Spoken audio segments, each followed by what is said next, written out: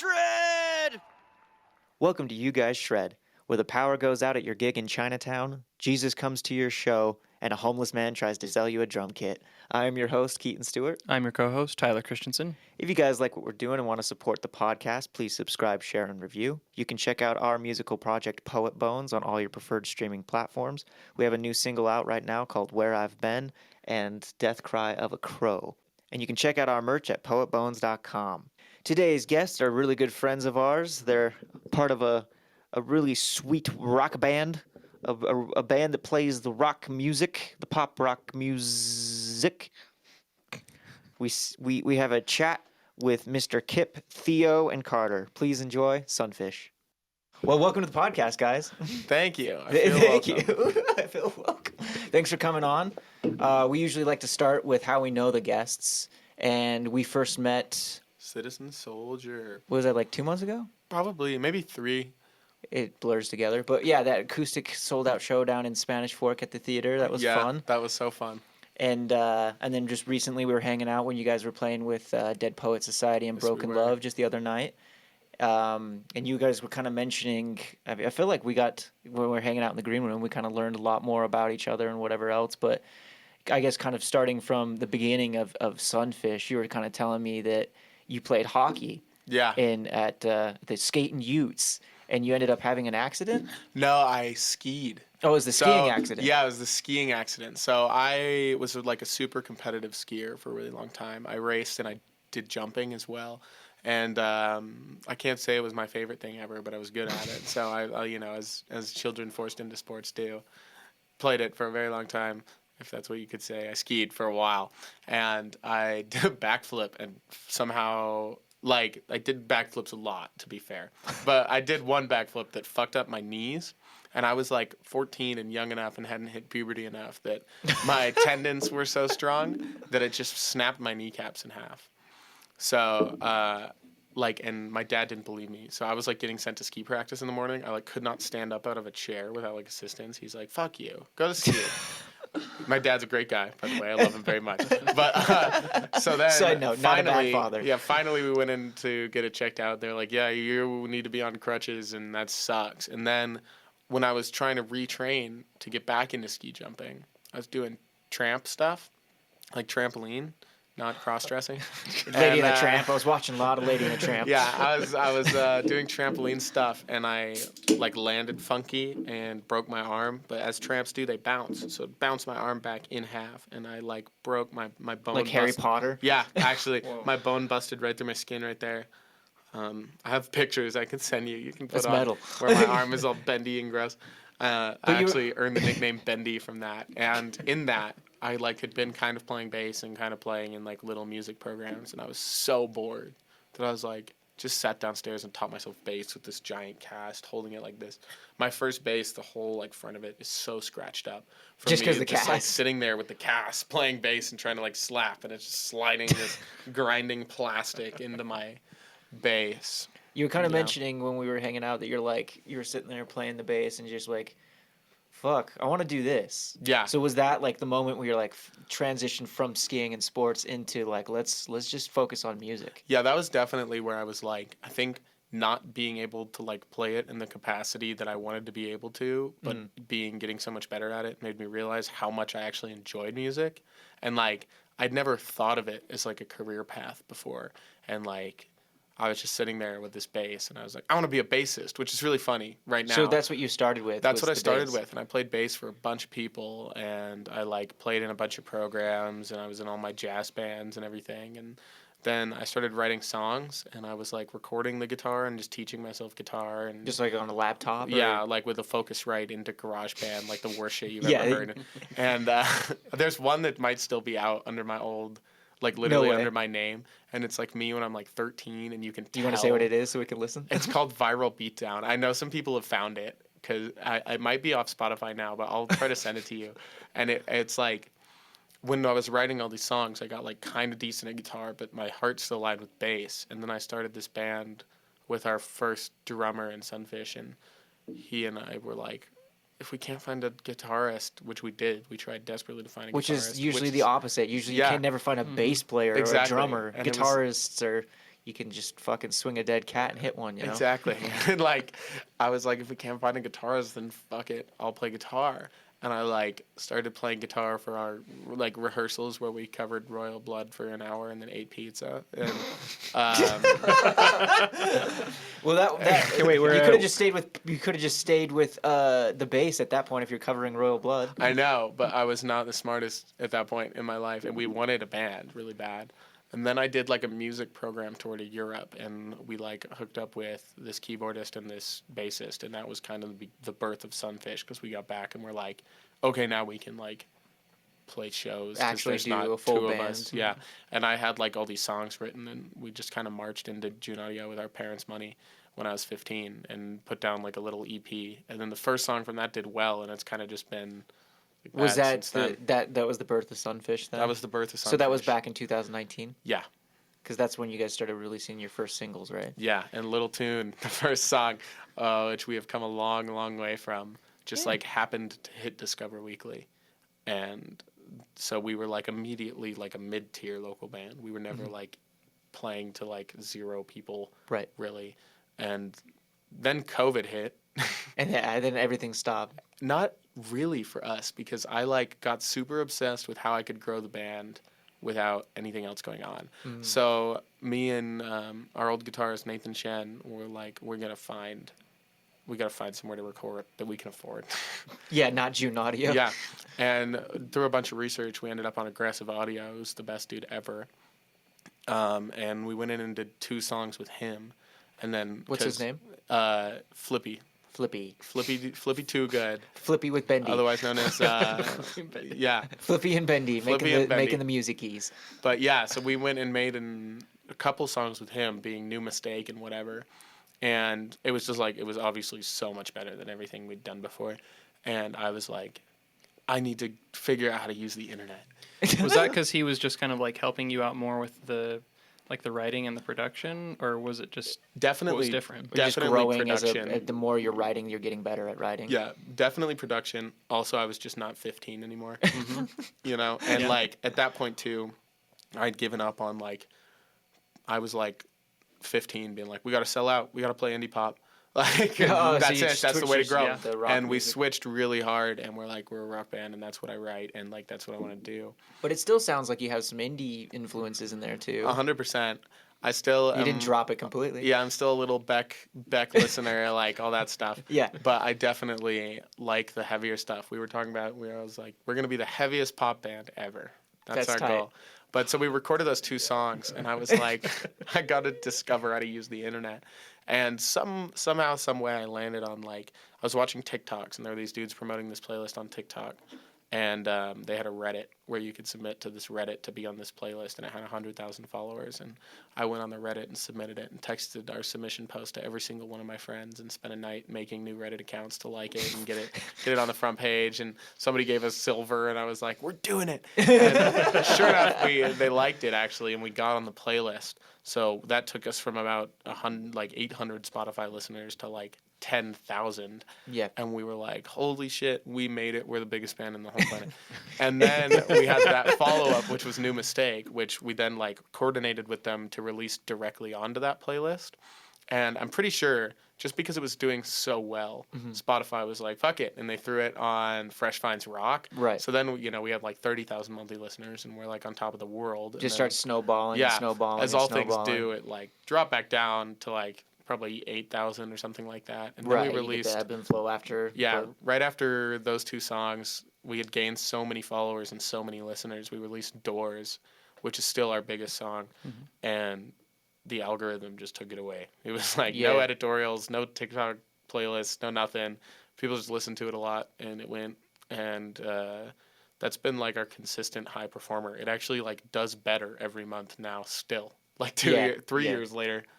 That's just it's weird how how the whole thing works with music business these days, and it's like trying to start like an old lighter. Yeah. Like sometimes it will light and sometimes it doesn't. It just sparks and you have to just keep and then like Doors just fucking lights up one day and just stays there. So it's weird how that works. But going from we're talking about like all the music and all the Spotify and all that different stuff. When did you start doing all the touring and all that? Because I know Sunfish has gone through a lot of different members, right? Yeah. So Sunfish, I don't know, I kind of almost call it a collective. Like, people definitely come in and have their little spot and have their little solo and stuff that stays with the band.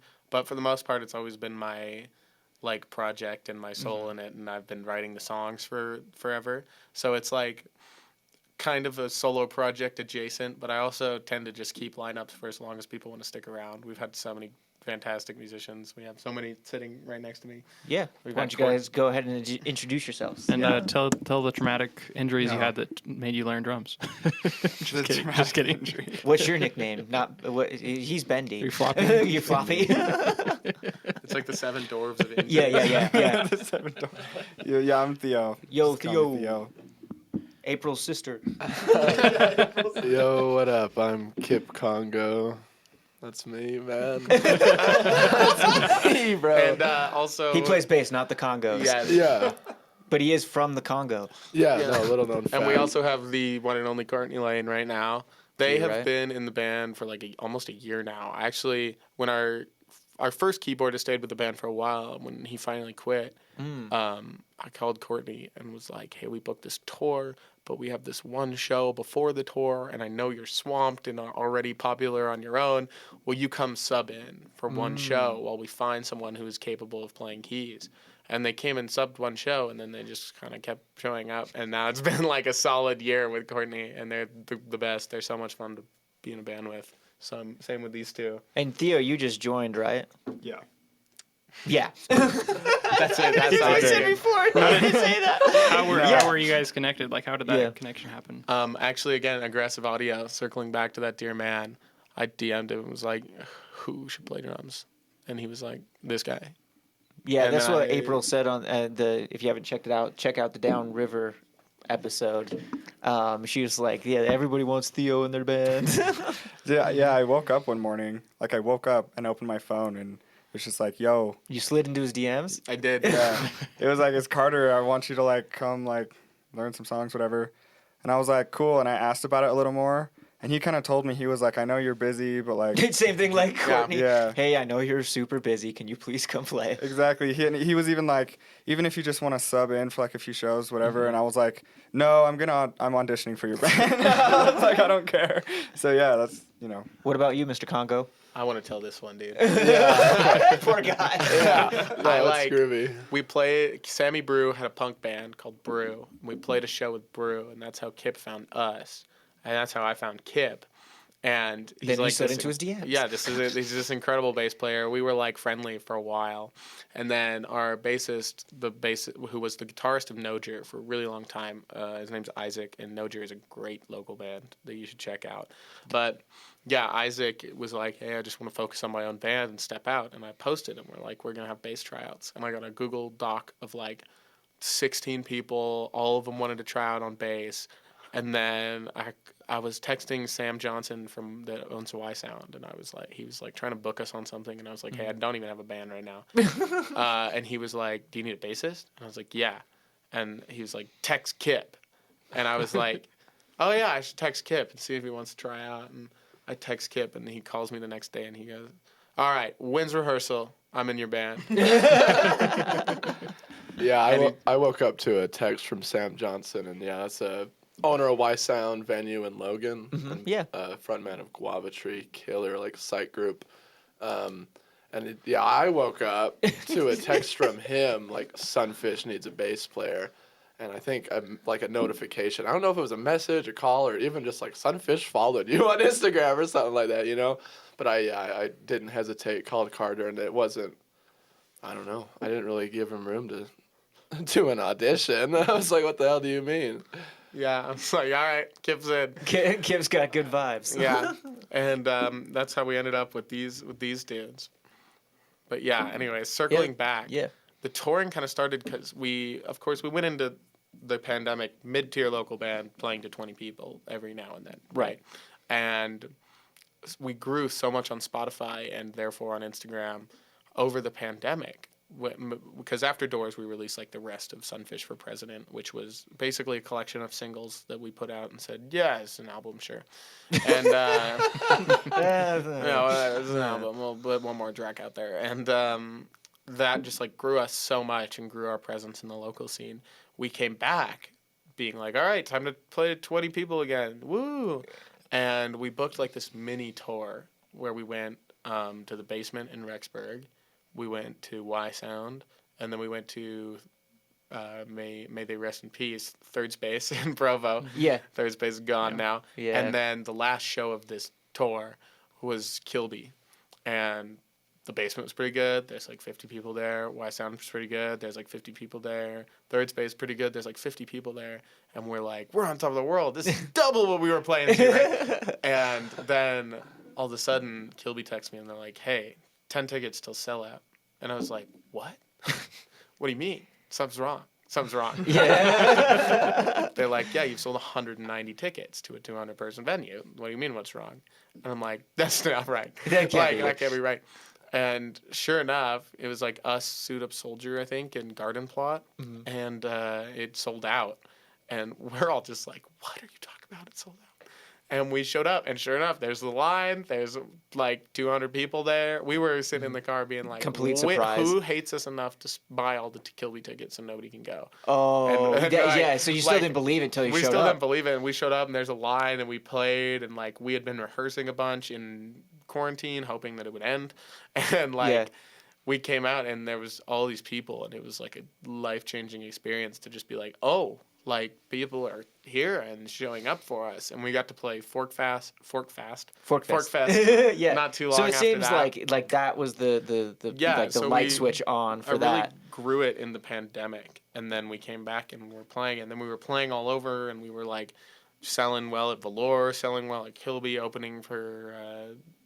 I joined Blue Rain Boots around then too, so then we started playing with them all the time, and it was just sort of like this thing where it was like, all right, next logical step, I guess, is to go play other places. Like we're playing so much here Right. that it makes sense, and we hooked up with a booker, and we like DIY'd it and hoofed it, Right. and we Which booked- is like the emphasis of this podcast. And we were kind of talking about during the Citizen Soldier show. You were starting to tell some stories. I'm like, save them for this. So let's hear them. yeah, exactly. And like right before that tour, which is funny, like we still had a lot of original members, and I think that was the nail in the coffin for them, that they were like, this is a lot of work now. This is getting a lot more serious. And that was, I ended up with like a whole new lineup before we left. I think literally everybody. And that was the booker was like, are you sure you're going to be okay to do this tour? I was like, yeah, we'll be fine. He's like, just watch like every person that he started this group chat with leave the group chat and get replaced. Oh, with a new no. musician. Yeah. It's so funny. Yeah. But He's like, oh no, that's I fired him. yeah, we did the tour, and it was like super, super fun. We played one of the shows with Blue Rain Boots. They went to Vegas with us, and then we just went out and played a bunch of random local shows along the West Coast. And it was so great that we got home, and I was immediately like, how the fuck do we do that again? And But no, that first tour, nothing went wrong. Like Nothing. no vans breaking down. None of that nothing stuff. went wrong. Like How many there's dates were there? Probably like 14. like 14, and nothing went wrong. Nothing went wrong. And there's definitely stories. I from bet it, if though. it was like a horrible one, you might have been like, I don't know if I want to do that again. So since it went good, you're like, oh yeah, let's do it went again. pretty well. And like Let's we do it just had again. so much fun that I got home and I was like, all right, here's how we're gonna do this. I'm gonna not work with bookers anymore because I just didn't. I don't know. It just like didn't fit Bad our vibe experience. at that point. Not even a bad experience. It was just like not. It worked so much more professionally than we were ready for. Whereas like sending contracts to every band that we played with and like having splits set up before, and I was like, nobody likes you when you do that. Nobody likes you when you walk in with 1,000 Instagram followers and are like, okay, so here's the split for the night. Like that's just not how it Yeah. works. Yeah. So I was like, I'm gonna DIY book us a bunch of weekend shows, and that started with Seattle because that was our biggest city, and then from there we got New Mexico, we got Oregon, and all this stuff, and we were booking all these weekend shows, and in that, Arlie stayed at my house, and then was like, oh yeah, you guys are cool, and then a couple months later reached out to me and was like, hey, do you want to come on 3 Arlie tour dates? And I was like, yes, we do. And we booked all those shows, and then that was when the grind really started, was those weekender dates that we were doing like every week or every other week. We were like leaving for the weekend and coming back. And So when's the first like crazy mishap then? oh my God, let me think. I mean, we were talking about the New Mexico one was like the first of all of those, and we decided for whatever reason, I think Courtney might have had a show, that we were gonna leave at like 8 p.m. and go to Moab and get there at like 2 in the morning, and then make it the rest of the way to New Mexico the next day. So like crash in Moab. Yeah, and we left, and about 2 hours in, it started pouring rain. Pouring rain. We got the trailer, we got the car, and we're like in the canyon going through to Moab. Yeah, that's sketchy. 5 yeah. miles an hour. You can't see anything. Every semi has its hazards on. Like terrifying. And our guitarist took over aux, and he was blasting "Trying Not to Die" by Lewis Cole on repeat over and over and over again. And Just I'm on like, repeat. Yeah, and you guys just white knuckling it. I'm sitting in Oh, the front man. with Courtney like. Yeah, like And hyperventilating. in the background, the other 3 dudes are fucking trying not to die, trying not to. We're like, shut the fuck up, you guys. Shut up, man. This is not It's a like- funny joke. Like this the is whole, not funny. what is the almost famous thing when they're in the plane? It's like shaking, and he starts singing Buddy Holly. He's like, Suze. Yeah, it's like, dude, not the right time. Still funny though. I think the best tour story ever. But you guys made it through to Moab. We though? did. We made it perfectly safe. Yeah, that's luckily. a sketchy drive, dude. I think the Yeah. best tour story. Even when it's not raining, like doing that at night, I'm always like, I don't want to fall asleep. Yeah. Yeah, that shit's crazy. the best tour story by far from our first one is we played with these guys again pretty recently. Surprise Privilege. Nice. We were playing with this punk band in San Francisco, and they were like, "We'll book." The Why is show it always for San you." Francisco? I know, right? Why is Because it it's San just- Francisco it's San Francisco. rocks, bro. Yeah, but That's it's always why, the man. craziest Yeah, stories. it's though. this punk band called Surprise Privilege, and they were like, "We'll book the show," and they booked us a restaurant in Chinatown, like full on Chinatown. Holy shit. And yeah, and What kind of like- restaurant? Like a Chinese restaurant. Okay, yeah. Just wanted to make sure it wasn't like a hamburger joint in the China. No. Chinatown. And they're like, yeah, sure. We throw shows in the basement here all the time. And so we show Punk up rock. when they told us to show up and like walk in the front door. And we're like, hey, we're the bands. And like immediately they speak no English. And they're like, no, 1 hour. Come back in 1 hour. And we're like, okay. So then we're just walking around Chinatown, San Francisco. We had our photographer, Jacob Honus, with us. What and year was this? This is 2021. Maybe it was Okay. 2022, I think. It was like this year. It was last winter. Okay. And Jacob like went and bought a camera at a random discount store. He bought a film camera, and then we went back to the venue. We set up all the gear. Every band sound checks. We like have everything ready to go, and we go upstairs and we're eating Chinese food because that's what you do. Yeah, in why a wouldn't Chinese you? restaurant. And the power goes out. And there's like a line. There's probably like 100 people lined up outside. Did you and- just like get your food? Yeah, And so you're we're- eating your food in the We're dark. like eating our food, just being like, we're gonna ignore this till it goes away, right? Was it at this specific restaurant or like the whole Chinatown? So we were like, it's the restaurant, and we fucked it up because we have so much shit plugged in downstairs. Like, Oh. that's what we're thinking in our head. And then I finished my orange chicken and wander outside. I am really glad you left that detail. Yeah, in. sure enough, whole block out. And we go back in the restaurant. We're like, what the fuck do we do? And we're like, I guess show's off. Like, I don't really know. And we're just sort of sitting there in our despair. And this very small, very drunk Chinese man walks in the front door. And he's like, my name is Lewis. I own this building. And everybody's going to get free shots on me. And we're like, Like off of him? okay. Right? Belly shots off of We're him? like, all right, so what's going on here? He like walks over, he serves us all sake, and Wait, he's going. but it's the lights like, are off. yeah, top it's just shelf. dark. How are you seeing? You just like pull out your phone lights or yeah, a something? bunch of phone flashlights, That's and pretty he's cool. like giving us all top shelf sake and going round for round, and we probably did 3 shots of sake with him, so he probably did How- like a how total old is of this like guy? he's probably 60 or 70. Hell yeah. I have on my phone. I have a voice. I have a clip of him Oh saying the line. In my archive on Instagram that I'll find you really quick because it's fantastic. Yeah, put that into the He's like, mic. I forgot to pay the power bill, so I forgot to pay the power bill, so the whole block He's went like, out. this has never happened. Everybody gets free drinks right now. And you have that on film. Yeah. Hit it up. Have a drink? And maybe it's a good time or bad time, but everybody can enjoy the sake with me. You need to put that in a song. Right? Put that before a breakdown, Maybe like it's a good time or 2006, bad like time. hardcore. Yeah. But so we probably took 3 shots of sake and he was giving us free beer too. And I think probably on the 3rd shot, he like looks over our table, and Courtney's the only person of age at this whole table. And he looks at our guitarist, Bentley, and he goes, you are not 21. And Bentley's like, what do you mean? Yeah, I am. And he's like, my dad is there also. I forgot to leave out this detail. My dad is here. So the same dad that said that you didn't break your legs. Yeah, and he goes, what's your name? And my dad's like, Mike. And he goes, Aaron? Blake. He goes, Aaron, you are responsible. Flies around the day and just takes off. And like, I'm talking the end of the night when He just leaving leaves. How does here. your dad respond to that? He's just like, okay. Okay, The all end of the right. night when he leaves, like we're talking, he's laying down in a booth in the restaurant, and there's like Still lights still out? There's like 4 waitresses. Yes, lights still out. There's 4 waitresses surrounding him, and he's going, oh. Like, that's how many shots deep this man is. But anyway, so we're all sitting there, slightly tipsy, in this Chinese restaurant, eating our food. So the power never comes back on. Never comes back on, and there's like 100 people outside, and we're like, yeah, whatever, show's done. And then our tour booker calls us and he goes, hey, I found us a new venue. And we're like, you what? Found us a new what? It's like, pack up your gear, get in the car, go to a new venue. We're like, okay. So What we go downstairs, and half of our phones are dead. So we have one phone flashlight, and our camera guy, Jacob Moan, is his flash on his camera. to undo all your gear that's already pack set up. all of our gear, all of it. And mind you, we're Well, now in under a the basement, influence. so it is like pitch black down here.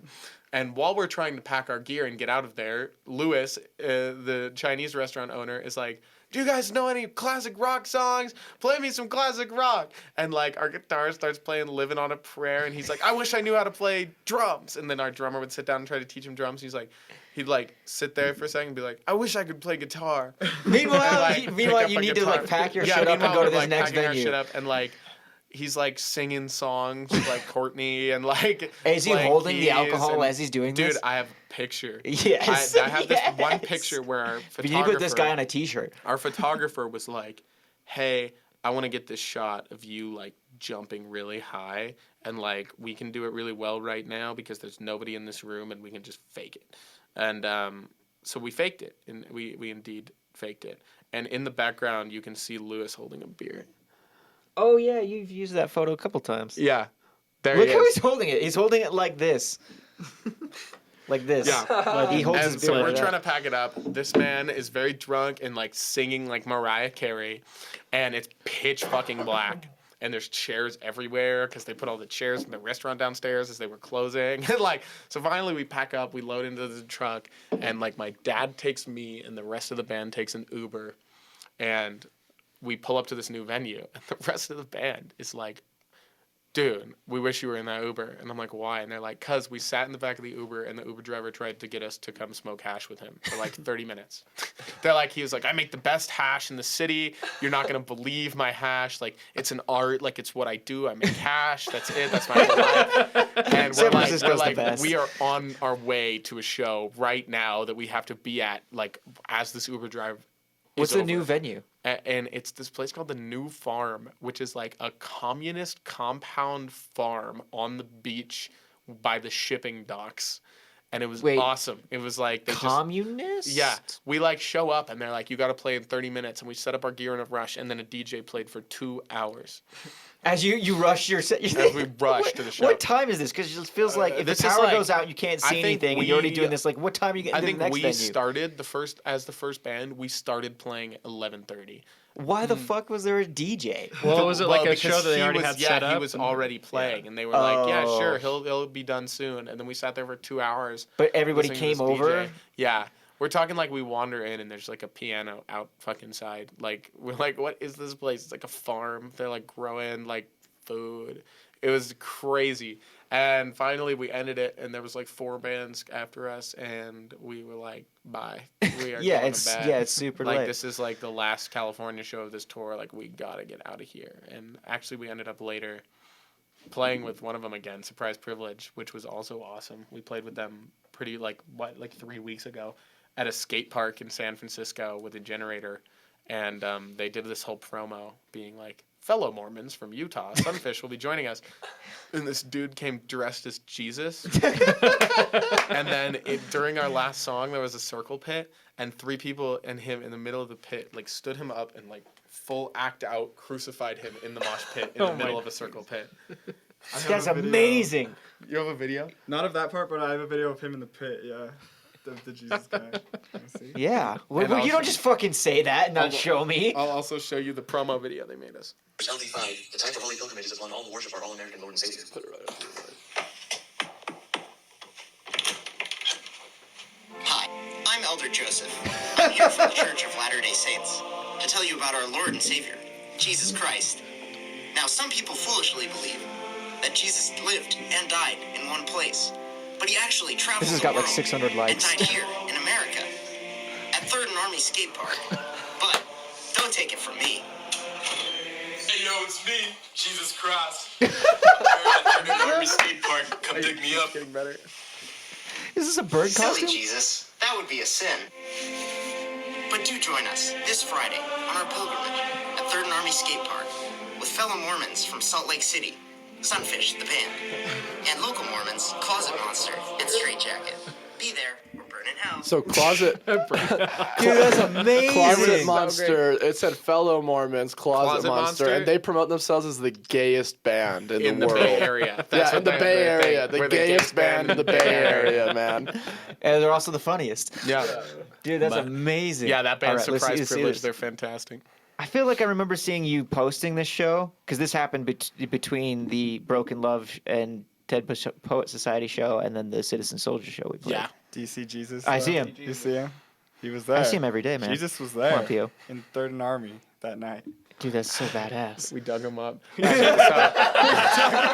Resurrected him with your rock. No, that's the funniest part. Is like it's a 3-band lineup and we're 3rd, and right as we start playing, so like to get the gear to where we were, we had to like walk through this long flat area, and it's like 1,000 feet, but you can see the whole way.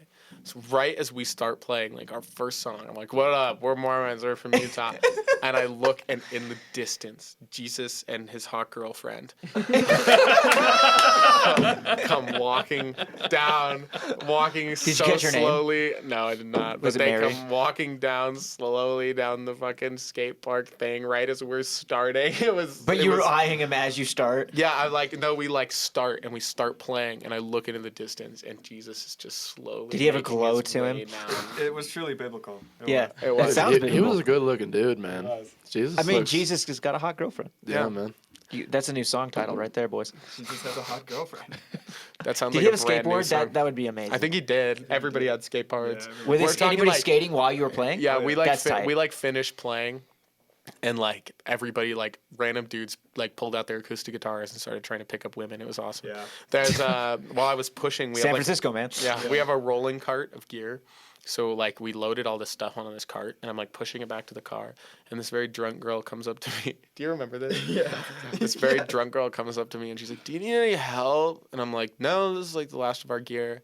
And she's like, "Okay, well, is there anything else I can grab?" And I'm like, "Actually, Surprise Privileges generators right there. If you want to walk it back to their car with us." She's like, "I don't really like Surprise Privilege. I just can't get behind it." And I was like, "Why?" And she goes, "Yeah, they're Asian."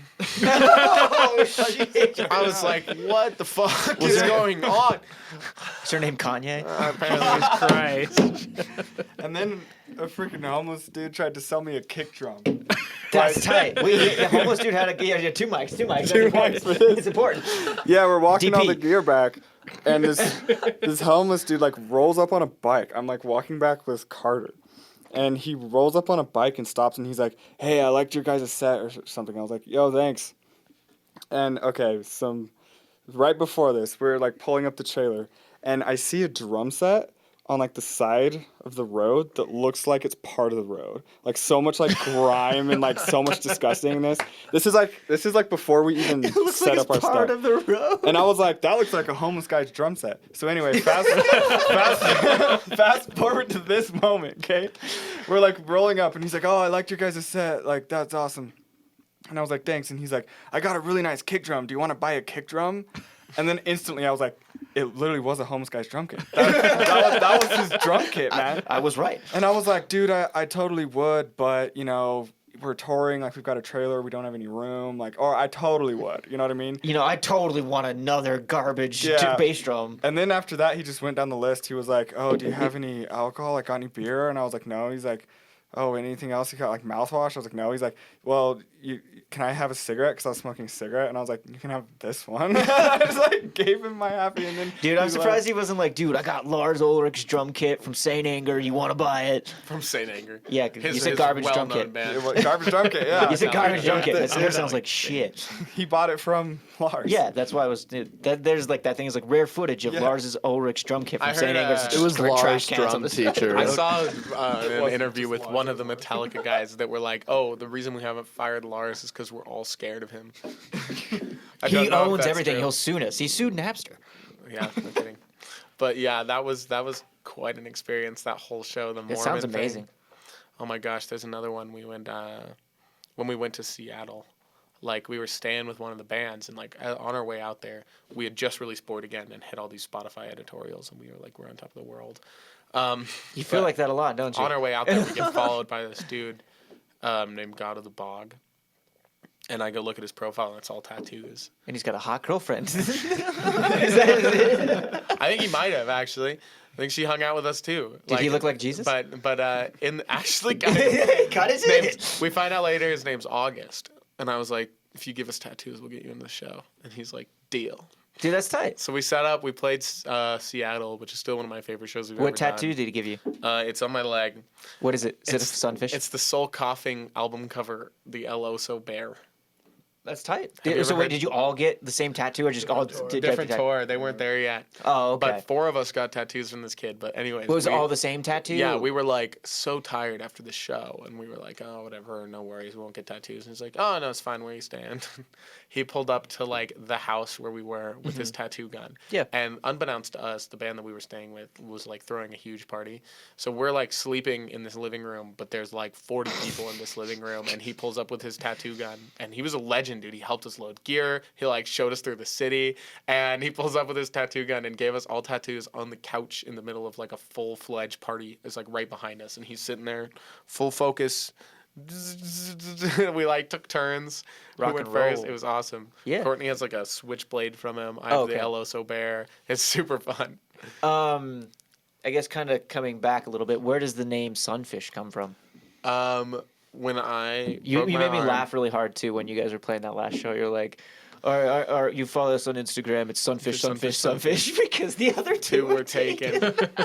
It was true. The first one is a restaurant in Alaska. I've probably DM'd them 100 Yeah. times. 100 times they haven't posted in 3 years. Yes. They have no What a contact waste. button. Dude, the They went Poet out of Bones business. one is the same fucking thing I'm as some like, random every- chick that's every, never like- posted in like 10 years. I'm Every like, couple please give me the months- thing. Every couple months, I like I'm falling asleep and I'm like, these fuckers have the Sunfish tag.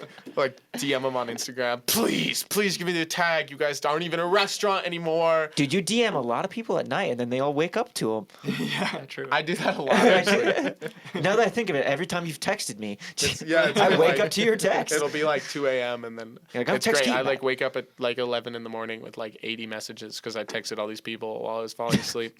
So, anyways, where the Sunfish name? The Sunfish name was, well, first of all, I've always had a weird obsession with fish. Like it's like that's like my childhood. Like I was like, I'm gonna be a deep sea diver. 'Cause I thought that was like Hell a yeah. real job title. I have like a tattoo of a giant shark on my ribs, and everybody's always like, why did you get that? And I'm like, 'cause sharks are fucking cool, dude. Fucking love sharks. Yeah, like Hell yeah. Yeah, dude, Shark Brothers. Shark Brothers. What does Shark say? Huh? What does Shark say? I don't know. Sharks don't bark. They don't make any sound, But Carter. I was like obsessed with fish, and I basically sent the first group of dudes we were playing with a list of names that ended in fish. And we thought Sunfish was fucking funny because they're like huge, useless slabs of meat. like seals Just can. like us. Just like me. Just like And a- like what seals were will- some of the other ones? Dude, I have so much stupid shit like moonfish. and blah, blah, Moonfish, blah. bad I don't know if you ever fish. seen moon salmon. We had briefly a couple of the dudes that were playing with me, and I had a jazz fusion thing called Moon Salmon, where it was just all You of were really like fish. It was all well. The funny part was it was like all of us, but we just were playing jazz fusion, and we were like, "This is the opposite of Sunfish," so we called it Moon Salmon. I think our group chat is called Moonsnake.Moonsnake.Moonsnake. Yeah. Because of Kip. He just said that. But What's the and password for that? I was just like, I don't know, Sunfish is cool, and we just rolled with it. It made like branding really easy because we just had that. The dead fish logo comes from the scar on my arm because I used to like draw fish on it. Nice. It was I supposed to actually be ended my up- first tattoo, and then I was like, never mind, I'm gonna get a giant skeleton. I actually ended up getting. I got that dead fish logo tattooed on me. Oh, Yeah. were you the first? Oh, yeah, I saw that posted. Yeah, you're the first to get the Sunfish tattoo. We were on right? tour and we pulled up to a tattoo shop because the guy that was touring with us, Weston, who was the last tour we did, Courtney was doing their doctoral program and they couldn't make it, and we brought Weston, Marty, and Alon Mier from a band called Slug. They're just friends of ours and they were willing to go. And Weston was like, I gotta get a fucking tattoo, guys. I gotta get a tattoo. I'm feeling left out. So we went to a tattoo shop, and sure enough, it goes down the line where it's just like, okay, maybe I'll get a tattoo. Yeah. Everyone Okay, changes maybe their I'll mind. get one yeah. too. Like Mob it was mentality. we were in there with just him, and I think 4 out of 5 of us ended up with tattoos. And Kip's like, I know I want a tattoo, but I don't know what I should get. And I was like, me either. And he said, like, I'm gonna get the Sunfish logo. Is that okay with you? And I was like, yeah, I don't care. And he's like, fuck it. And we we pulled it up from like our super old Instagram post and blew it up, and the dude literally just stuck our old Instagram post on his leg and tattooed the fish logo. Tight. And then you got a goat head. Yeah, I got a pretty big goat head on me. Yeah. We just all kind of sent it, you know. The We were best Yeah, part was why Theo. not? Theo took too long to decide. So by the time he decided he wanted to get a really big goat head on his leg, we were all done. And Yeah. he's like, okay, never mind, I'm going to get the goat head. And we were like, okay, we're going to go get food and leave you here. So you were by yourself. Yeah, we with a went and goat got head. sushi and like ordered him some, and I had to go back and get him when he was done. Dude, the guy busted it out though. He did it real quick, and it looks pretty good, so I'm happy with it. Guy busted it out. He did. He busted all over my leg. Dude, and it just the ghost fucking goat I head. got man. like a little. I'm not gonna get a tattoo, and they had all this art on the walls, and they were like, yeah, this isn't us, it's just cool art. And I was staring at this little executioner, and I was like, this is sick. I would get this as a tattoo. And the guy goes, yeah, I drew that. I was like, I thought you said this wasn't yours. And he's like, I drew it. How much money do you have? And I was like, none. He's like, I'll do it for $80, and I got it, and I love it. Little guy. I have 3 tattoos on my leg that are all from tour. I have 777 right above my knee too from the first time we toured and we went to Vegas, and there was a tattoo shop there's- in our hotel, and we were like, all right, Yeah. fuck it, we're going here. I was gonna say, is it one of those like they have a bunch of ones on the strip and stuff? They're like $20 because they're like a It bunch of wasn't one of apprentices. those. Ours was a like- bunch of apprentices learning, so Our- they'll do like little flashes for like $20. I paid good money for my Vegas tattoo, bro. I got this dude who was like, yeah, I've tattooed Machine Gun Kelly, and I was like, that's great. His tattoos suck. You did those? That's why they look bad. So how did you get going touring with Sammy Brew? If you want to kind of tell us that story, You know, it was really, really because he's from Ogden, right? Yeah, and I'm from Ogden as well. And so, The you know, OG Den. yeah, definitely. I've lived in Ogden my whole life in the same place. But yeah, so I knew him, kind of like local legend in Ogden, singer songwriter. He was doing like folk music primarily at the Yeah. time, right? And really, I was just another fuckhead in Ogden going to parties, and I met and I met his little sister Emma. Emma Thornbrew. No. His little Anyways, sister Theo. Yeah, yeah. And I met his little sister Theo. And no, but so Everybody's sister. Fuck yeah, dude. Love it. But I was hanging with Emma, and then like never really saw Sammy. But then one day I showed up to Sammy's house to hang out with Emma, and in my world, like he was kind of like famous. This is like how I thought. I was like, oh god, I don't even know how to talk to him. And I was like in a band at the time, just opening for people at Kilby and stuff like that, right in Salt Lake. And I walk in to hang out with his sister, and I see Sammy Brew there, shirtless, in sweatpants. Wait, what? Yeah, no. So I'm at his house Okay. to hang with his little sister. Dude, he was totally just sitting there shirtless at his like kitchen table in the morning, like barely awake, shirtless in sweatpants, eating pineapple, like straight Long hair with the glasses, like yeah. straight out of the pineapple with a spoon. Like he cut the top of it, and I'm like, man, you just look vulnerable right now, dude. And like his last bass player was KJ Ward, who currently plays with the Backseat Lovers. Oh, okay. And I heard that they like kind of parted ways. So similar thing to what I did with Carter. I just looked at him and said, "Yo, Sammy, like, I'm your bass player, bro. Like, when are we rehearsing? Like this weekend?" And he was like, "Shit, I fucking guess." And then I He's like, this guy's confident. I yeah, like it. totally. Actually, no. And how he tells the story is apparently I walked up to him and I said, "Sammy, bro, your bass lines need to groove harder." You don't remember saying that? No, I totally remember saying that. Okay. But I, you know, for me, that was just like a quick little jab. And I'm like, "But I love your music," you know? And pretty quickly, yeah, basically just next weekend did a jam. It was like a 4-piece band. The weekend after that did a jam. Like one of the people couldn't come. It was a 3-piece. And then just like the next weekend, it was basically just me. And he's like, "Well, you're the only one that showed up, man. And the reason, like, I'm kind of glad you showed up. I wanted to start jamming is because I have a sold out North American tour. It was like 22, 25 dates. Yeah. Like crazy, just tour all over America. He's like, I need support bad. I don't know how to just walk up there with an acoustic. So instead, we decided to walk up there with an acoustic, me on bass playing kick drum, playing to like That's badass. 2,500 people, or like 5,000, 6,000 in New York, I think was the biggest show. And so, Was that Lindsey Buckingham? no, that was Michael Kiwanuka, who's So like, so from going from like just kill the Went from- court to, so- to shirtless pineapple experience What- to fucking what 5,000 it people really in New York. was, it What was, the hell? I sold out Kilby, not headlining, just opening, right? And with my first band called Far Gone, rest in peace. But anyways, we sold out Kilby, and that was like the world. Like, oh my God, these 250 people are here to see us, and I just felt like king shit on Turd Island, right? But it literally was like I went from 250 people at Kilby to the next show being 2,500 people in San Diego. Yeah. Or LA. I think it was San Diego. And I was super cocky, super confident, trying to pull it off. I'm meeting with like Sammy Brew's bigwigs and like the record label at like New West and like these management people and all these people, and I'm like, oh, I got it. I'm just here to play bass, man. Just here to make him shine, you know. And everyone's like, you got it. And then right before I go up, Sammy's manager, Tim Vaughan, looks Do we at need to me. cut this out? No. Okay, cool. No. I love you, Tim. No, this is a great memory.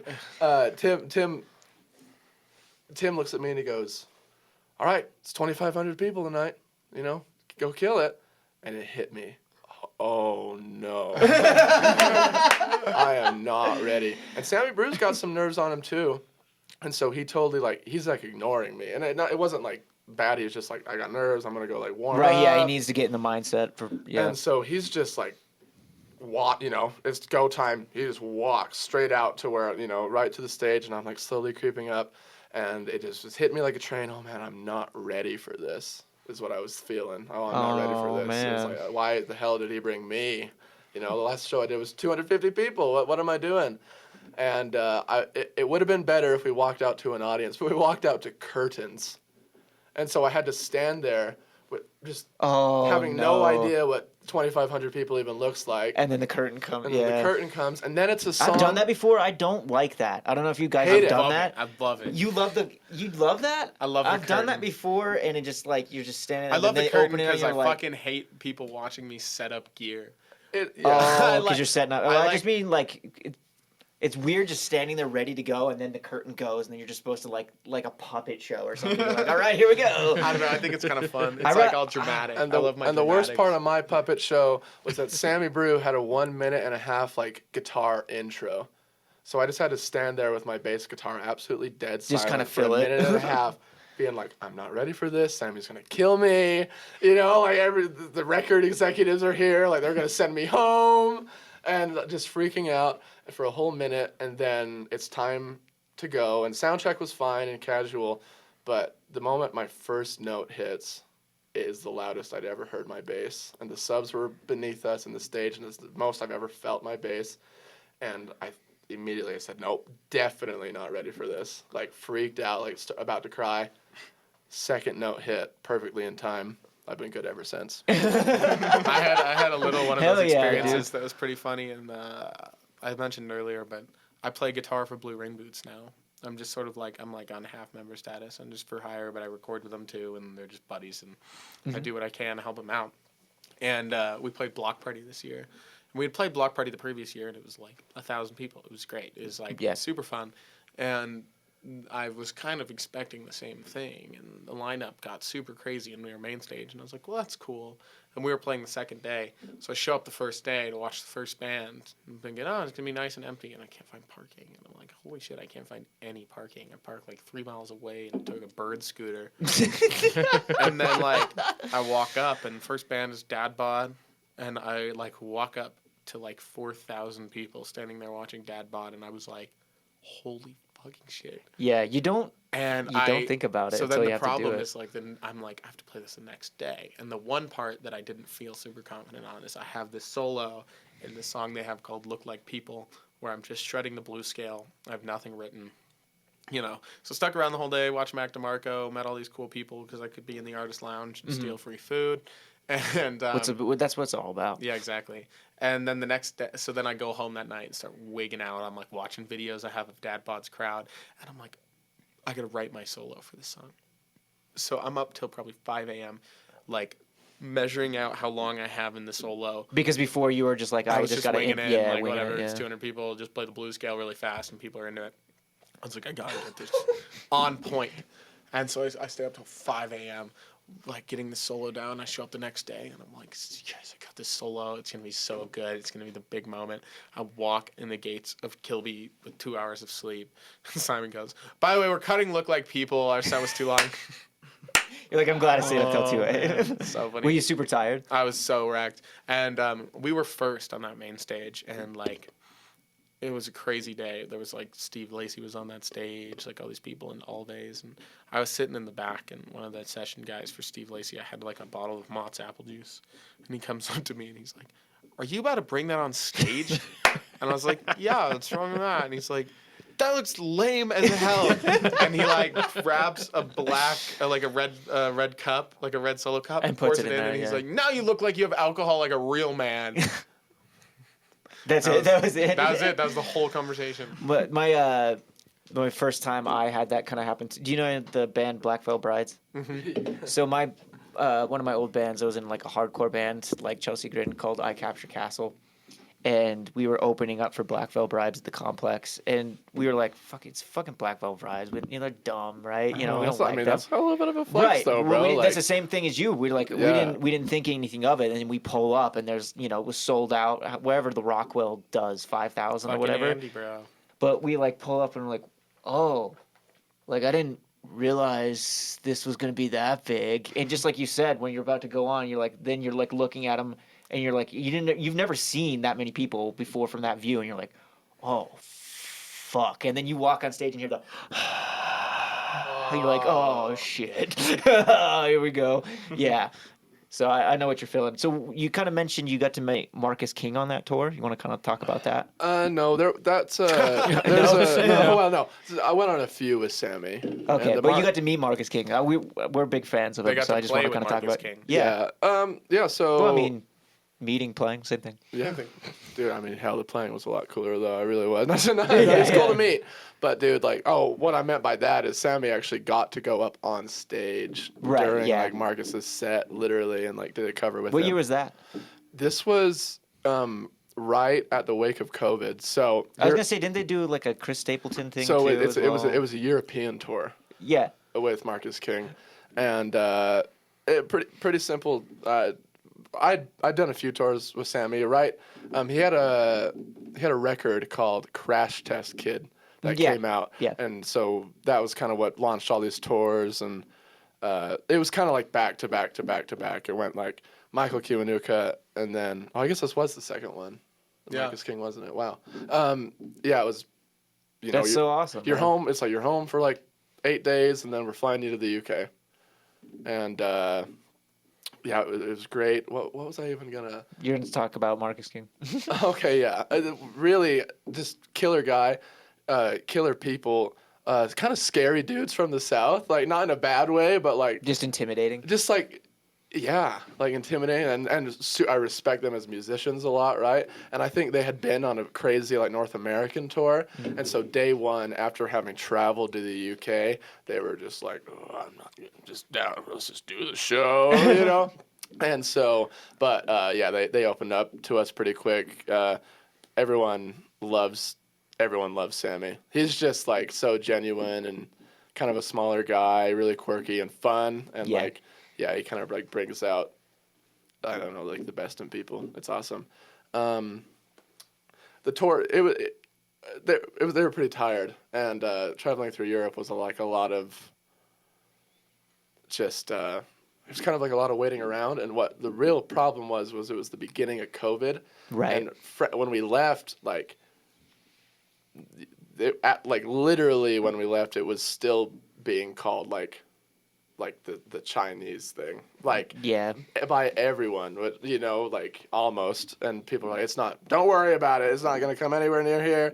And what happened was we had no idea. We were just like following the Marcus King band, and we were in Amsterdam, and then we get a call from the hotel that's like, you're not allowed to leave your room, like at all. Like COVID's broke out, we're on lockdown, and we're in the middle of this Marcus King tour.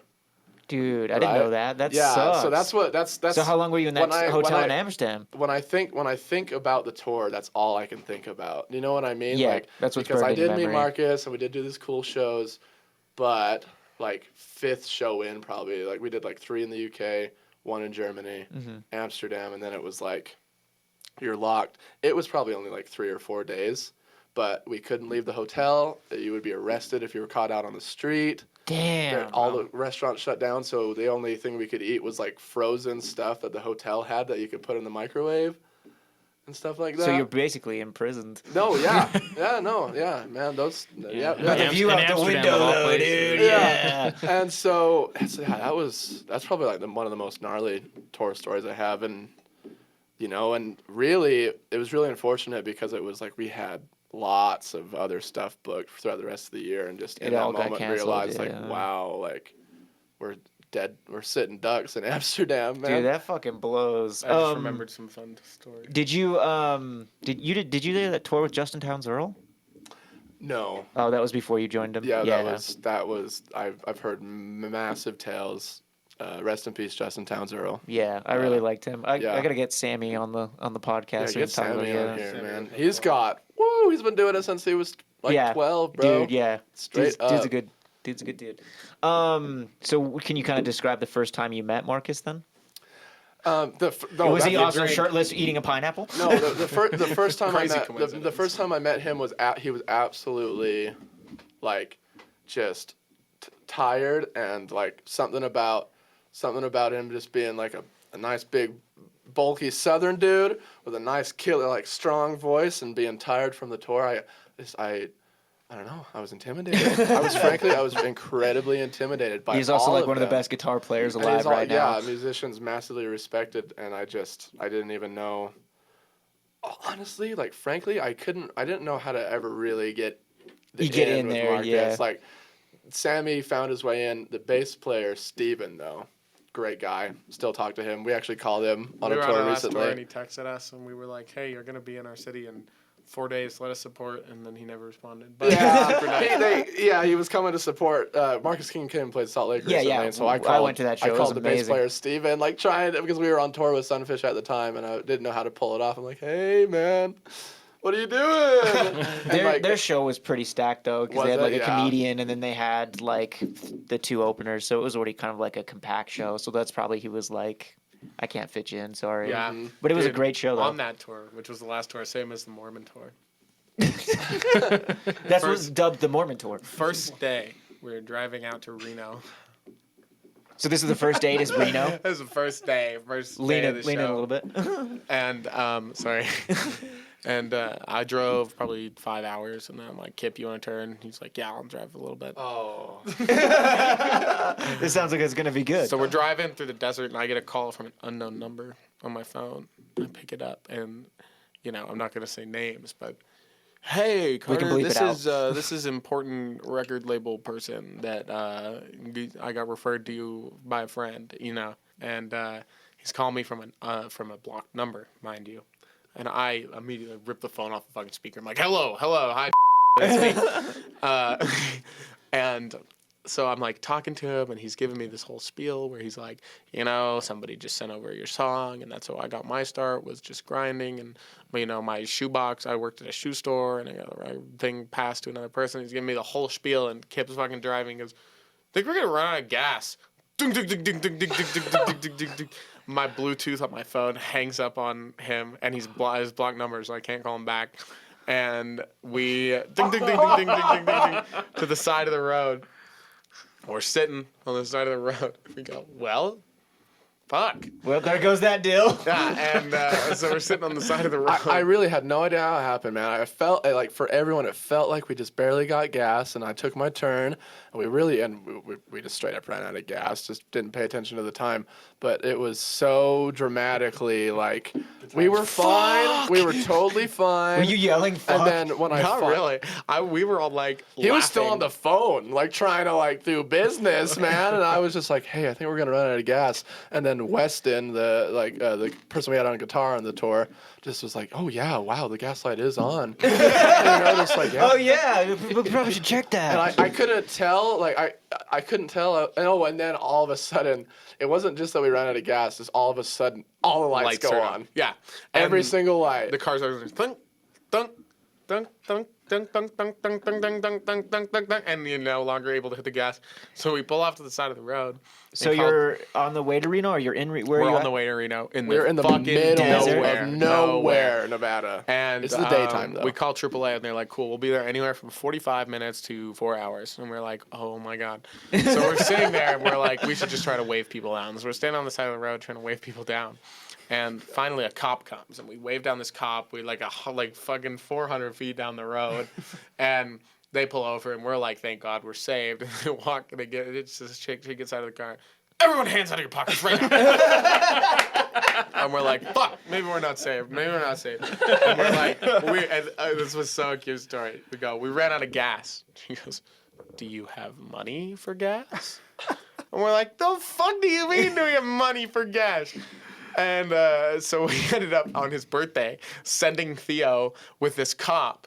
Like, it's your birthday? Yeah. It's Happy also birthday. Theo's birthday. Not today, No, though. happy birthday. The van broke down. We sent him 23 minutes away with this cop to get gas, and he calls me. He's like, there's a 1 gallon and a 2 gallon. And I'm in my head like, neither of those are enough, but get the 2 gallon. Can you get more than 1 gallon, Yeah. please? Tell us about that ride, The ride. It was just like a silent cop ride. You're just like, Yeah. 'Cause I'm not- you like like movies? music? You Yeah. I'm not like a cop person, right?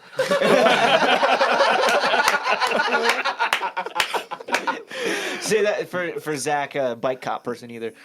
Yeah. So, she's like, all right, one person can go, and immediately I see everyone just kind of like. Yeah, you get volunteered And basically. so I was like, all right, I'll go. Kip looks at me and goes, Yeah, like everyone. okay, Kip's not going. Yeah, so I was like, I'll go. So I get in the car and we start driving, and like we said like 2 sentences to each other. Like she was like, "So you guys are on tour?" And I was like, "Yeah, we're doing it. It's also my birthday." She was like, and then she was like, "Oh, I saw," and then just dead silence for like 15 minutes on the way to the gas station. Just dead silent. So then, we For sit those there. listening, you opened your eyes really wide. That's what Kip did. He Yeah. opened his eyes really wide. Right. But anyways, so about 45 minutes later, they return, and I'm watching the AAA thing, and it's like, 25 minutes, and we're like, this isn't enough gas. 3 gallons. Yeah, this is no 2. 2. 2 gallons. We're like, this isn't enough gas. And we spilled 15 some. minutes. Yeah, we're trying to figure out how to use the gas can. Oh my But we're like 15 minutes away on AAA. Let's just wait till AAA gets here with the gas can. They'll give us Mind more. you, we're We'll playing make it. Reno that night. Yeah. Wait, what time is it at the moment? It's probably 1, And it what was- time's the load in? 5, And you're how many hours out? 5. Yeah. But so Oh, I'm thinking we're gonna sit here and wait for AAA, blah blah blah. We're watching the AAA thing. 25 minutes, 22 minutes, 18 minutes, 16 minutes, 5 minutes, 3 minutes, and then it switches from 3 minutes to close. Soon. And Somewhat it said- soon. no, it Coming wasn't soon. soon. It It switched from 3 minutes to soon. Which is somehow even less specific. Yeah, than close. yeah.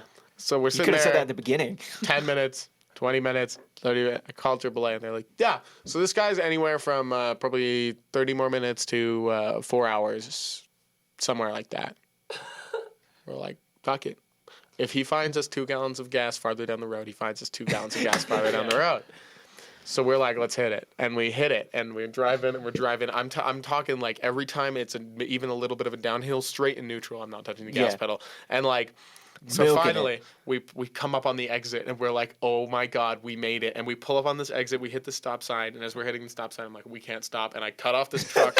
Like a hard cutoff too, like right in front of him. Right in front of this truck. He's Hold on. slamming So his you're brake. like a truck and trailer, or what? Yeah, What's we're a Subaru Ascent and trailer. and a trailer, and you're just like We're like, cut off a we're semi. like, Stop sign. roll and stop, cut off this truck. As we're like, he's like honking at us, coming at us like this.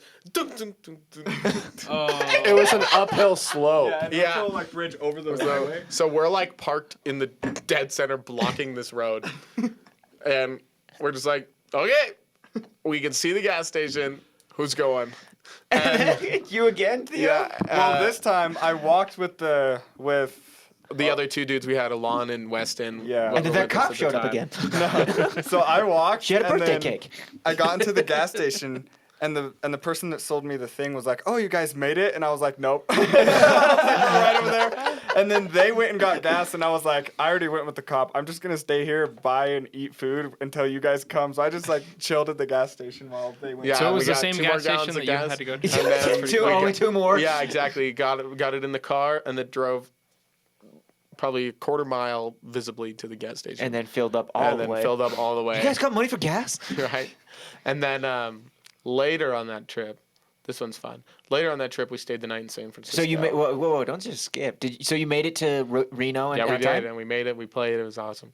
But anyways, the next day we're going to San Francisco. We play that show. The whole Jesus show is great. We were staying with this dude in San Francisco, so parking's hell, right? Right. So what we ended up doing is parking the trailer backwards in his driveway, and then disconnecting it from the car, And then parking the parking car car in somewhere front else, of the yeah. trailer, so that nobody could get to the trailer. And the next day, we load the trailer back up, get it rehooked to the car. We're talking we had to like drive completely sideways on the sidewalk so that we could pull the trailer out. Like it was ridiculously tight. Mm-hmm. And we start driving. I'm just like, the trailer does not feel attached, and it is making noises that it wasn't Oh, making. dude. And we drive for like an hour, and the whole time I'm like, that trailer sounds so scary. And eventually, I just gave up. I was like, it's attached as it's gonna be. We went the whole rest of the trip without touching it. And also on the way back, we had a very close call with gas. Like a very Dude, close call. I had in the same stretch. Same driving stretch. from Portland to San Francisco. It was like raining like super fucking hard, and we had just finished the gig in Portland, and we were driving down, and I'm the only one like awake because everyone would always fall asleep on me. I gotta drive alone, and it's like so wet and rainy. Same kind of thing. We had parked and done the same thing with the trailer, reattached it. Whoever reattached it didn't lock it. So I hit a bridge in the rain and just fucking pops off, and then I look in the rear view and it just sparks flying everywhere. The fucking trailer fell off and it's just like doing this, like fishtailing. And I then in the rain, like pouring rain, you know how it is in Portland, trying to get like back on, dude. Same kind of thing. And then just Dude. fucking driving all night trying to get to San Francisco. It fucking sucks, dude. So then we got home, and we had a show in Ogden like a couple of days later, right? And So did you just leave the trailer Pretty on how it much, was? You just left it and- how it was. We made it home. we yeah. take off to Ogden. We we made it have- home. we have We made this- it from we San really- Francisco to Santa Cruz. We theorized that someone tried to jack Back the in trailer in San Fran. Francisco. Is that what you... Okay. That's the theory, because we take off from home to Ogden in about 1 mile from my house. We're on the highway, and I go, I hate driving this trailer. It feels so fucking sketchy. We hit a bump, ka-chunk, Yep. along the fucking ground. Did and you I'm have the like, chains attached yeah, at we least? have chains, yeah, that's the luckily. only thing that But saves like, you. like every 30 feet, I'm hitting the brakes and the trailer's going smash. Smash! Do you have those marks on the back of your car? I do. Yeah. And, Yep. So then we're like stopped in the middle of the highway, and my brain went, instead of call 911, I'm like, call my fucking dad. We're 1 mile from the house, and so I call my dad. And he's like, "What the fuck? Call What the am I cops." supposed to do? Yeah. And so he And then comes this lady to get shows us, up with the birthday and like, cake. and we're like right over this hill is the issue. So we're in the middle lane, and people are coming over this hill, and we need to get to the side of the road, obviously, right? But people are like coming over this hill, flying past us. So finally, I'm just doing 1 mile an hour into the other lane, and people, I'm like halfway in between lanes with the trailer that's obviously disconnected, and people are fucking flying past me. I'm like, fuck you! I'm trying to survive. And so we pull off to the side of the road. My dad comes. We're looking at it. Like the plug's all fucked. Like everything's all fucked. Yeah, the little wires and everything are disconnected and fucked up. The cops come too, and they come look at it, and they're like, "You guys should get this off the highway." And we're like, "Yeah, we should, huh?" Yeah. So what we ended That's up a good doing is idea. unattaching it from my car and reattaching it to my dad's car, and because he had the plug for the lights, and just going really, really slow with a cop security detail tailing us. And we took the Subaru and we just parked it in this parking lot, and then we put all the gear that was in the trailer in my dad's truck and said, "Bye, Dad, we're going to the show." Later, my mom called me and she's like, "He has so much duct tape attached to this trailer. He had duct taped it on the ball of my car to Fuck drive yeah, it dude. home." Fuck And yeah. he got it home. We went and got it repaired later and fixed my car up. But that was definitely pretty scary. We pulled up to that show telling everybody. Everybody's like, "Oh, I'm on a nice chill show." We're like, "Hey, we almost died." We almost died. It's not funny. Kip wasn't there. Because he lives in Ogden. Yeah, so we he went, was just meet you at the show. yeah, we went to pick him up, and we're like, "Kip, guess what?" You just missed the best story, man. You still have that gas can? It was wild. Yeah, we actually do. We Yeah. live it in the Keep that trailer filled now. up, There you bitch. go. Yeah, and then like very You learned your recently- lesson. Very recently at this year's Buzzards and Bees festival. Oh yeah, you guys were playing at Velour while we were playing at Yeah, at ABG's. the same time, Yeah, and then sadly. you had to You run played over. right yeah, before us. Yeah, and you had to go run. Right, you had to run back and forth, Yeah, well, I played with Sunfish at Velour, and then right after and then you ran over to go play with ran Downriver. to ABG's, played with Downriver. Yeah. Yeah, and then I played with Hollow Hill right after Downriver. Oh my god, so you ran. But anyways, we parked in that Key Bank parking lot because it's free parking on Right, yeah, weekends. because I forgot about there's no parking And behind Velour. So we park, and then it starts dumping rain, right? And we're like, whatever. So we oh, go. that's we right. go- Yeah, it was super bad that night. We Yeah. like go chill at Velour, and we're chilling at Velour, and it's like, okay, now it's an hour before our set, so it's time for us to load in. We walk over to the parking lot in the pouring rain. Nobody has jackets. Nobody has sweatshirts. And someone has like parked so that we literally cannot physically move the trailer out of the spot that we're in. So like in front of me is like a 3-foot drop off a curb, and behind me is like a car 1 foot away. We spent like 10 minutes backing it back and Austin forth. Powers it. Yeah, and yet again, we just couldn't. There was just no way. Because like even when I made the trailer like turn the right way, my car wheels would have fallen 3 feet Right. off of the fucking curb. So you basically just have to unload your shit in the pouring rain So across what the we street. actually had to do was deattach the trailer, take 4 people. Again, my dad. I fucking call my dad. What the fuck? Dude, he's a walking rock here. star on this Yeah, one. My He's really dad's trying to the make up best. for the broken leg thing. But we call my dad and we're like, "What are we doing?" He's like, "I don't know. There's fucking 4 of us. We're gonna unattach it and take the trailer and roll it back." So we took the trailer, deattached it in the pouring rain, roll it back like 300 feet, then pull the car out and reattach it, and drive over to Velour with the trailer. I would have left a note on these people's like car. Dude, we I'd be were like, you talking fucking about asshole. it. We were Yeah. literally talking about it. It's like, nice parking. I'm nice gonna hit your parking. car, dumbass. And You're mean- fucking dog shit. You're dog shit. You don't know how to drive? Not everyone knows how to do everything. and meanwhile, all You're wearing a dressed as hot dog pirates. costume. Yeah, so's that We guy. were all dressed as pirates too in the pouring rain. Oh, did you have like the nice cool like makeup? Yeah. Yeah. Fuck yeah. Cold as but hell. like we just In my skippies. hasn't came out yet, but we did a music video where we're all dressed as like pirates and shit, and it's dumb as fuck. That's so fun. Yeah, and then also in this same night, so we play and we're like, we're gonna hit it back, like let's go. And then I get a text from Nate Pfeiffer because I had previously agreed to be part of his Penguin Mofex Monk Choir, And I did not realize that our set was at 7 and Nate Piper's set was at 10:45. So we're sitting in the car going, all right, let's go home. And I'm like, wait, oh no, I can't. So it's like, I at this gotta point, it's play. only like 8:30. We walk back to Velour and we're freezing also. Right, like, because you had freezing no cold. jackets, all We wet. take all the pillows on that big couch In the Velour back green and room. just cover ourselves in them. All 3 of us are sitting there. They're like I all wet. fall asleep, and probably like 2 hours later, Nate Piper shakes me awake. He's like, "Here's your monk robe. Time to go back on stage and sing backup vocals." And I was like, "Oh my god, I'm so tired." And I did it. I powered through. It's part of Penguin Mofex for the evening. They're He's like, we cut awesome. your song that you worked until 2 a.m. Yeah. Yeah, we did the last 2 singles with Nate. He's quite the dude. Yeah. I guess to kind of wrap it up, let's talk about your songwriting process a little bit. Like, I know you guys kind of constantly going through the different members and whatever else, and you said it's always kind of been you. So are you kind of coming up with a structure and the whole thing and then kind of bring it to these guys and then recording, or are you just kind of writing and doing it in a recording process? Or That's generally what happens. I usually write songs alone in my basement on an acoustic guitar, and then oftentimes I try to demo them, except I am dog shit at making demos.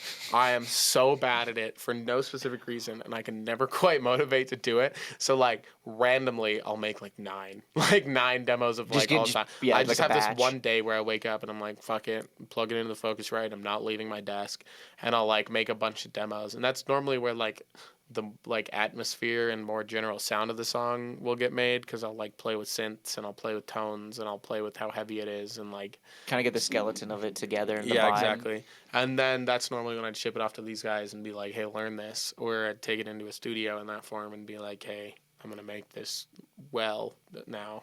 You've So heard- for instance, like the new song you guys just put out, the You Like the Pain, how did that one come around? that one's kind of fun. That has a fun story in it too, in that I wrote it on a normal guitar, and I had the normal guitar and like a couple other parts on guitar, and I walked it in to Nate Piper and showed it to him in the form it was in, and then we like did the whole demo of it to record to, and the next day Simon Griffin from Blue Rain Boots let me borrow his baritone, and I walked in the next day and was like, hey, we're re-recording the whole thing on this baritone. It sounds Is so it the much one you were cooler." playing at Kilby? Yeah, Nice. I'm buying it from him piece at a time because I'm broke. But I'm buying it from him because I just like marched in the next day and was like, this whole song needs to be on this baritone, and it is actually pretty much. I was all gonna of the say, guitars yeah, are it baritone. sounded like it when you released the song. And Yeah. I listened to it for the first time. I was like, it sounds like he's playing a baritone. Yeah, I am.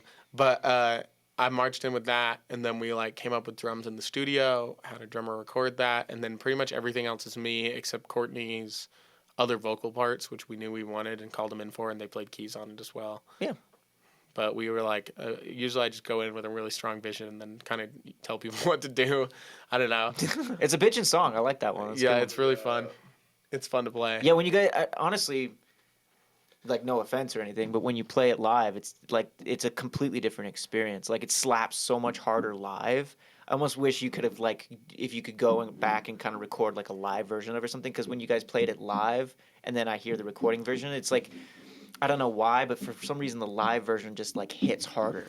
You I know, think all of our stuff. and is that's like kind of that. like what we've been talking about a lot lately is like we want to be the heaviest pop band, you know, really. And so I think in the studio, like Carter really likes to lean into that like pop production side of things. Okay, so But you're like then- you're setting out to kind of have the Yeah, two I'm different setting out to sides. be Yeah. super And then live, it's marketable. just, you know, a band playing their instruments loud. Well, that's kind of cool then, because then you get two different experiences. Because I feel like there's always those bands you go to see and you're like super disappointed. You're like, oh, they don't sound as good as Yeah. the record. But if you guys, it's not And that just way. on the flip You're side, like, like- fuck, it sounds even better than the record. Yeah, for instance, I saw live AWOL Nation recently, and like We're they're about like to talk shit. no, they're like I'm about to do the opposite. They're Okay, like a cool. pop band, right? They're like very solid. Like Sail is a fucking pop song. Mm-hmm. They are like metal adjacent live. Like it is heavy. It is all guitars. He is like screaming. They're going crazy. And I was like, I feel like that's so much more fun. So you drew some than, like, inspiration from yeah, that? where it's like all like he's got #1 Billboard hit pop single, and then you show up to his show and he's like, fuck it, yeah. And I feel like that's an experience people enjoy like way more. And like, you go see Korn live. Korn sounds like Korn on the recordings, and they sound like fucking Korn live, and that's great too. But it's like, I think it's more fun where it almost It's a creates an surprise, atmosphere where yeah. people definitely listen to you, but they definitely feel like they have to go see you too. Mm-hmm. Like Bored Again live is so heavy and like so grungy. I was gonna and the say, recording like, is like seeing you guys live compared to like that is completely different. yeah. Yeah, that one slapped hard. It hits hard. Yeah. That one's Kip's favorite. Yeah. Do you want to plug Yeah. any socials or anything like that? Oh, you can Down follow River's got a us- new song coming out here soon. We do in like 3 days. Yeah, Gasoline. Yeah. You can find us on Spotify. We're called Sunfish, and you can find us on Instagram at sunfish.sunfish.sunfish. It's 3 of them. 3 of them. Fuck you, restaurant in Alaska. Fuck you, Sunfish restaurant in Alaska. That has not been a restaurant for 5 years. This is the last fun story, just because of this tag name. There's a different restaurant that's also, I think, in Alaska called Sunfish 910. And when we were playing that Ogden show, they accidentally tagged them instead of us. The Nut, That's- the oh, I Northern love Utah that, Trail yeah, Fest, the yeah. Nut, and the restaurant like then reached out and was like, not us. And then they checked out our band and made a bunch of posts being like, this isn't us, but how funny to get tagged in this band's post because they are awesome. That and they is tight, texted us yeah. and they're like, anytime you come through, free sushi on the house. Yeah. like I'll let you know next time I'm in Alaska. Alaska. All right, thanks again, guys, for coming on. It's a Yes. pleasure, as always, hanging out. We need to play a show again together soon here, Absolutely. and we'll catch you next time. Thanks for listening.